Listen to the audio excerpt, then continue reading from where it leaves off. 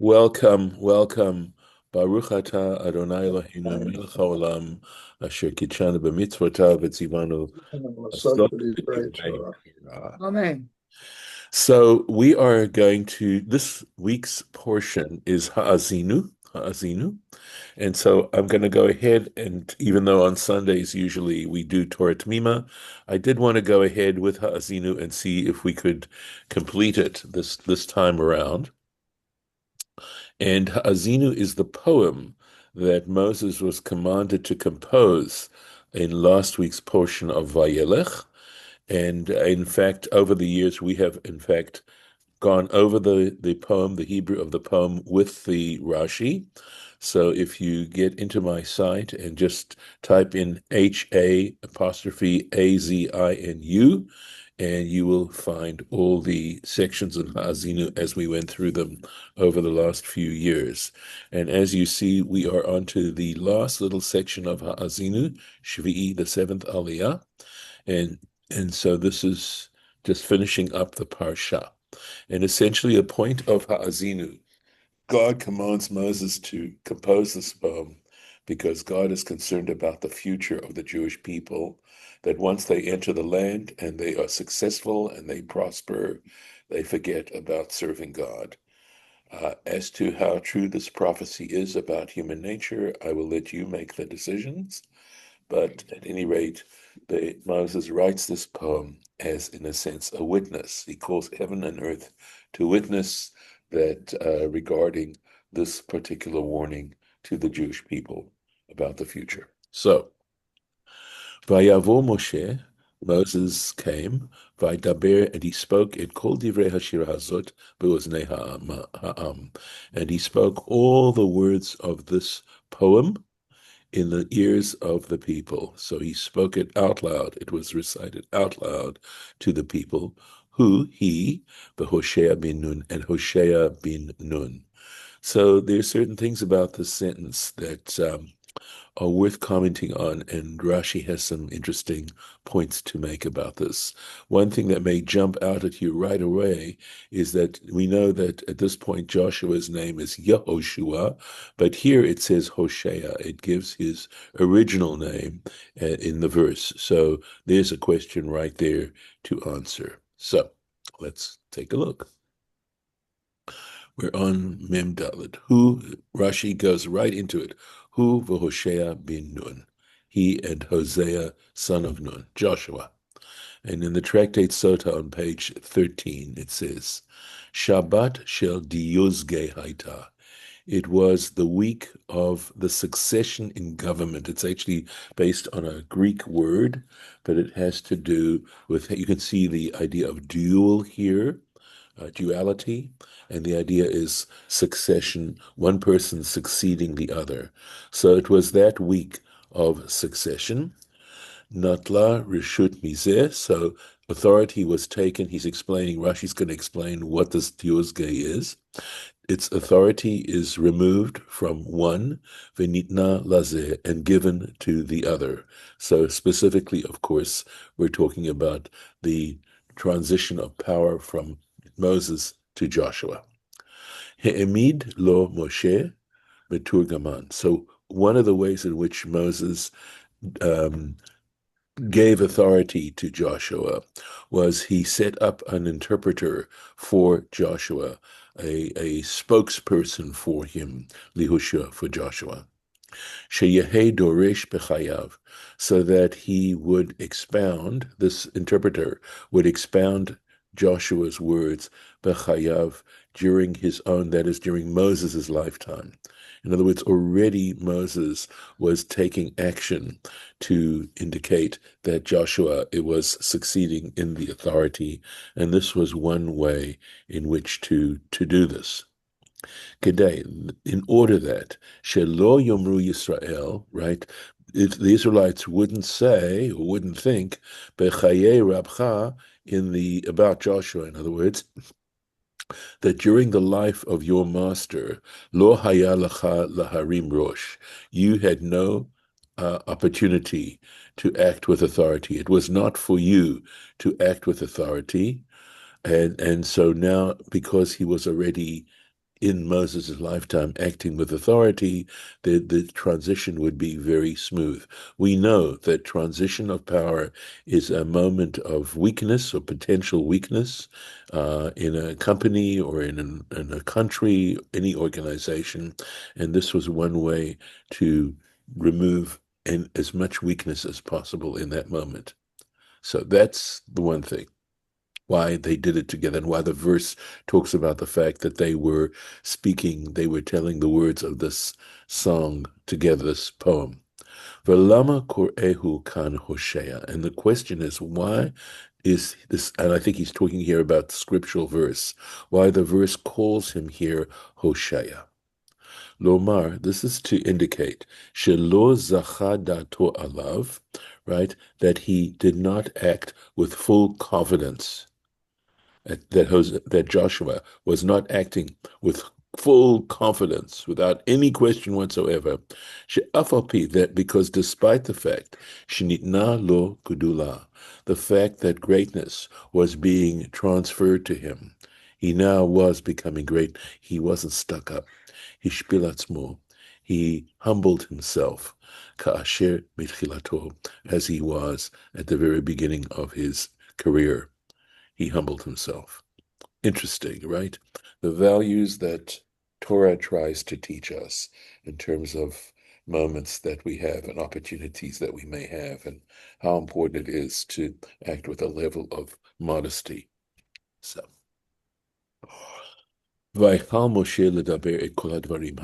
Moses completed speaking all these words, El Kol Yisrael, to the entire, all the Israelites, to all the Israelites.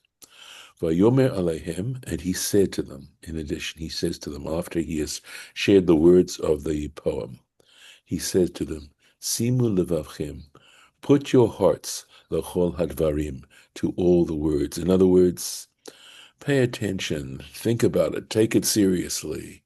All these words, Asher Anochi me'id bachem hayom, which I witness against you today. Think carefully about the implications of this song. Asher titzavum et bnechem, so that you command them to your offspring, to your children, lishmor, to guard it, v'la'asot, and to practice it. Et kol divrei haTorah hazot, all the words of this Torah. And that's, of course, a really major issue that number one, you can be completely ignorant of the Torah, completely ignorant of Judaism, and of course, maybe you could stumble into some kind of practice, perhaps, or you can study Torah and simply consider it to be interesting and academic and nothing more than that.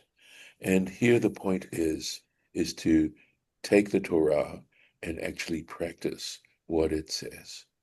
That is the challenge. And look at Moses here in the Torah, right, mentioning this particular issue. Because if we tend to think that our generation is somehow, less religious than previous generations, and I'm not saying that in some ways perhaps we are, I feel that history is more like a sine curve, that's more like a roller coaster than a straight line. I think that it's something that's always been an issue. Always, as long as people were thinking, and since the dawn of the Jewish people. This has always been a question. How seriously do you take this stuff? And he's going to say, and this I think is an issue, as we're going to see in what Moses says, because he's going to say, look at this, he says key, because. In other words, why should you do it? He isn't just telling them, he is he is giving them a reason. But let me go back and take a look at the Rashi, right? Simu levavchem, place your hearts. Tzarich Adam, a person needs, sheyu einav, he needs to make sure his eyes, ve'oznav, and his ears, he needs to see, he needs to listen, ve'libo, and his heart, in other words, his mental attitude, mekuvanim lidivrei Torah. They need to be focused on the words of Torah. I mean, after all, there are times when I'm tired and I'm just reading words, right? Or I'm just listening to words. They're not really going in. I'm not really focusing on them. I'm not really thinking about them. They're not entering my heart, right? So you need to put all those three things together. V'chein hu omer, and likewise, this is Ezekiel, the prophet Ezekiel in chapter 40. He says, Ben Adam, son of man, or mortal, re'eh beinecha, see with your eyes, uve oznecha shema, right, or shmoa, but I think it's shema, and No, with your ears, yes, mead, no, okay, I'm just following along and reading the notes. I have the okay, Shottenstein or the okay, Rashi, so all I'm with right, you. all right, and with your Um, ears, listen, yes, go ahead, the main theme, I guess, that I get out of this so far, just as long as I'm interrupting, no problem, is this is an admonishment yes, of, hey, just because we're making it today and marching into the promised land, you can't forget these essentials, and which is Torah, and you got to basically pass that down. right, And it's too easy to say mission accomplished once you occupy the land and say right. we can let it slide now. Sort of like the bar mitzvah. Bar mitzvah, Yes, correct. completion. I did my studies. I'm done. Right. It's not a graduation. Um, Correct. and by the way, since we're sort of onto that, what Abraham was afraid of, the one thing Abraham was fearful of, was the idea that he and Sarah would never have an heir, that he never would have a son to whom he could pass on the discoveries he had made himself and see a future for what he had accomplished. And so that was what he was afraid of. And it says it pretty explicitly in Genesis where God says to Abraham, "Fear not." And where Abraham says, well, because he doesn't have a son, he's worried that his servant is going to take over and inherit his property, etc. But the issue Mhm. or is that he won't have someone to teach his values to. So let's going on here. So Rashi is talking here about the need to focus and to take seriously, that's the best way I can express it, the words of Torah, etc. So it says, and place your heart. So Ezekiel basically says what we just said in the Rashi, the Gomer, etc. V'harei, and indeed, Dvarim kal v'chomer. This is a matter of a fortiori. It's all the more so. What's all the more so? Uma tavnit habayit. And look, when it comes to the design of a building, if you look at a design of a building and you want to build the building, right? Or if you want to judge the the the the competency of the building or the how design or the design of the building, shehu nir naim, because you start off with a design, but you can actually physically see the building. You can see it. Venimdad bekaneh, and you can measure the building with a yardstick. Tzarich Adam, and regarding this, Tzarich Adam, and if you want to do that successfully, a person has to einav uznav libum. If you're going to take this blueprint, right, and build a good building, you have to follow that blueprint very, very carefully and make sure that the measurements that you made of the building as you're constructing it follow, in fact, the design and the measurements and the component parts of the building. You have to make sure of it. Lahavin divrei Torah. So understanding the words of Torah, if you want to understand Torah, and we have this wonderful metaphor in Genesis Rabbah of the Torah being a blueprint of creation, right? In order to understand the words of Torah, shehein kahararim tluyim b'sara, which are they are like, literally it says, like mountains suspended by a hair, meaning they're so abstract, right? They're extremely abstract and subtle. Alachat kama v'chama. How much the more so? If you have to concentrate and focus carefully on following the architectural plans and making sure they're done, where you have instruments and a physical way of looking at these things, imagine with Torah to understand it and to make sure that what you're doing is following that blueprint well. You have to really, really focus. So that's to understand here. Okay. Let's keep going here. Believe we got the next word. Okay. Right. Simulikim, Sharon. That's right. Okay, so we did this. Let's keep going. Ki lo davar reki. This is the point. Why? It is not an empty thing, mikim, from you. In other words, don't consider it to be of little significance or of no significance. And I think that is the tragedy, is that the education that our children get in the, let's say, in the liberal elements of our tradition and of our people, for so many, ends at bar mitzvah, and it never gets to a point where there can be a really deep understanding of why Torah and study of Torah is so valuable. There's not that sense. And going on, it's not an empty thing. And the reason he's saying to them it's not an empty thing is because people think it's an empty thing. Kihu chayem, chayechem, because it is your life. Because when you study Torah and when you start to grapple and understand its principles, you aren't just a biological individual. Life becomes far more relevant and important to you.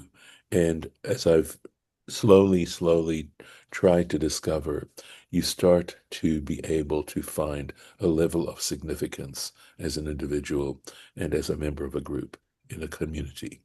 So going on with the verse, it is your life. Uvidvar hazeh, and through this matter, ta'arichu yamim, you shall extend your days, right? You shall extend days, al hadama, on the ground, asher atim ovrim et hayarden, that you are crossing the Jordan, Shama, to go to there, the Rishta, to inherit it.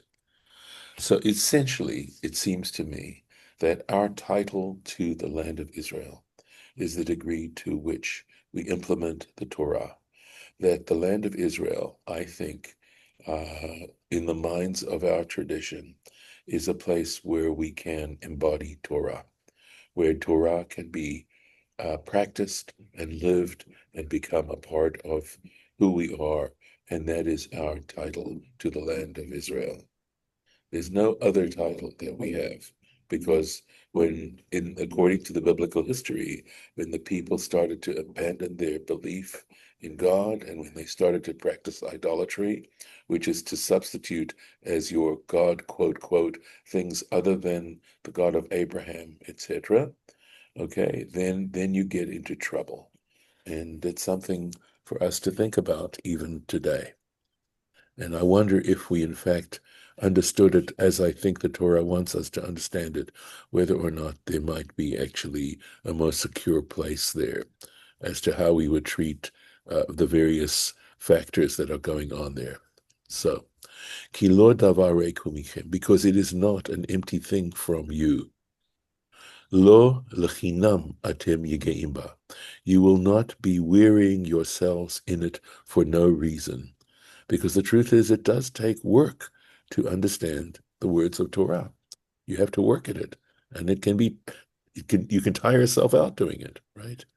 But you're not doing it for nothing. Ki harbe schar, because there is much reward, talui ba, that is hanging on it, that is dependent on it. Ki hu chayechem, because it is your very life. So that's one reason. Davar acher, another interpretation. Ein lecha davar rekan b'Torah.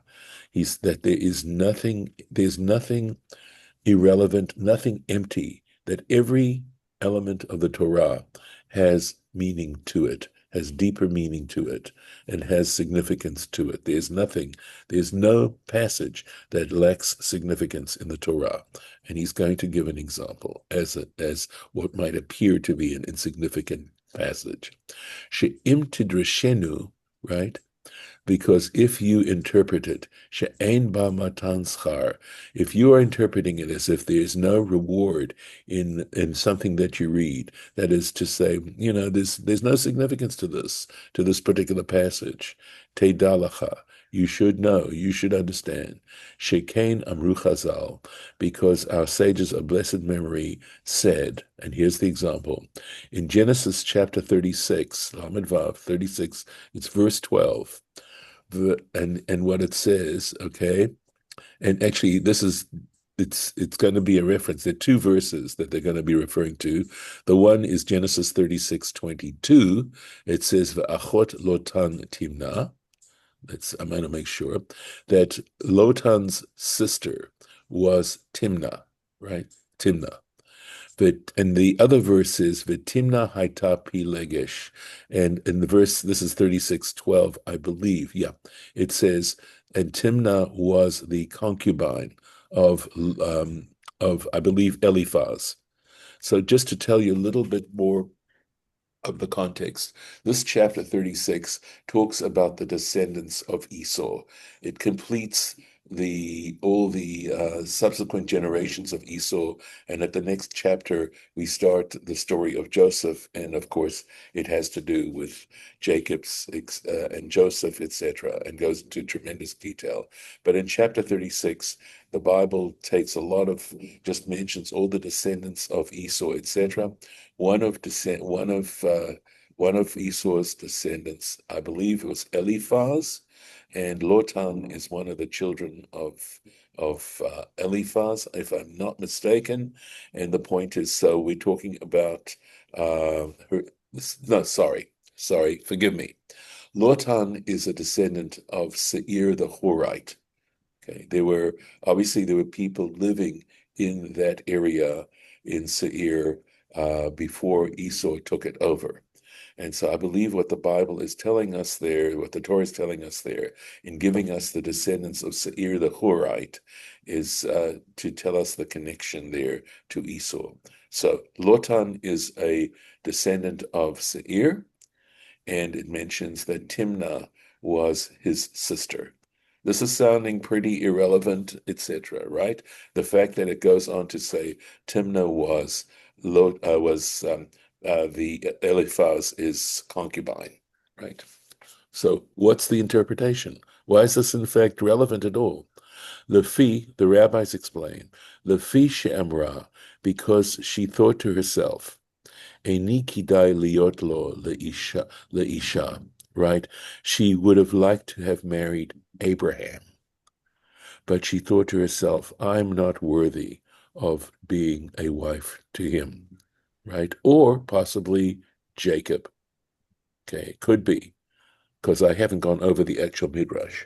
But regardless, she wanted to be a wife to one of Abraham, either Abraham or Abraham's descendants. Halavai. So at least ve'ehye pilgasho. So at least I should be his concubine. Now, it could be that we're thinking that here that somehow or other we're talking about descendants of Abraham, and that Timnah wanted to be married to that person and did not feel that she was up to marrying, but actually becoming only a concubine. And essentially, a concubine had no rights of inheritance, or her children would have no rights of inheritance. V'kol kach lama. So why? Why did she feel this way? L'hodia shivcho shel Avraham. There we go. See, to understand and to make it known how great Abraham was, the praise of Abraham. Shahayu shiltonim umlachim. That is to say, that rulers and kings, mitavin, desired lehidabek bezaro, wished to be connected to his offspring. That's how great he was. And of course, because of Abraham's relationship to God and Abraham's understanding of what it was to serve God. So that verse, these verses that seem to indicate, seem to be somewhat irrelevant. If you understand them and study them, you actually discover something very powerful going on. All right. Just to interrupt once again, That's okay. And we can stop here. Go in ahead, my please. notes in the art scroll, it refers Yes. to Sifrei 336 as the source of Okay. that interpretation. All right. Can you just give me a quick background on Sifrei? Yes, Sifrei is a halachic midrash on the books of Numbers and Deuteronomy. Okay. But let's see what real, I mean, this is not where they give this. Okay, yeah, no, no, no. They don't give he doesn't here. Very often he will tell you the Yeah, origins, and he'll reference, tell you, yes. but yeah, let's see how, let me see. Uh, so here we go. Right, here we go. Here's Sifrei here. So in the Torah Tamima, this is Torah Tamima here. Torah Tamima simply says Sifrei. Interestingly, he doesn't give a chapter and a paragraph number. That's sort of interesting. Okay, But regardless, here's where he says it's Sifrei too, and where the point is made to teach you that there is nothing empty in the Torah. So here right. he's actually quoting to some extent the Sifrei itself. Okay. Okay, thank you. And this is probably a good place to stop, I notice, as to the time, and we'll hopefully get to the end of this in the next day or two. So Okay. I will stop unless anybody wants to say something for the record. I will stop the recording. Okay.